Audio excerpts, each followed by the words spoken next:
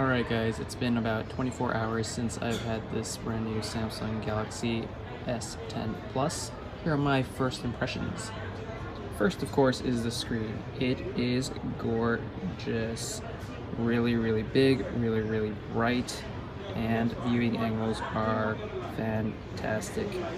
Love this screen. Also really great, the headphone jack is still on this device. Not many phones have it, but good job Samsung for keeping it. This Bixby button on the side is supposed to be customizable, but not on my review unit. So I heard a software update will let you customize the button to open whatever app you want, but for now, only Bixby.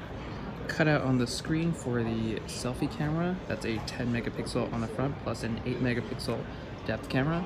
Honestly, you don't notice it anymore after for the first couple of seconds. When I first set up the phone, One UI had some pretty big icons, but I customized it in the settings and now it looks not so bad. So I have a row of 5 icons across.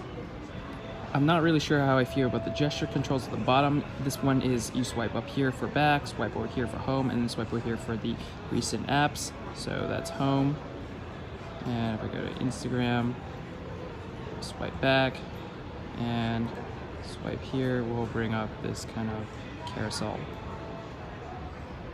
Really, performance has been pretty solid. I haven't noticed any choppiness. Animations are smooth. No bugs so far. The whole thing is very responsive. The prism white that I have is really challenging to shoot. You can see that it reflects and refracts all sorts of different colors. Sometimes it's pink, sometimes it's kind of this aqua. It's kind of really nice. I like it a lot. It's better than just plain white.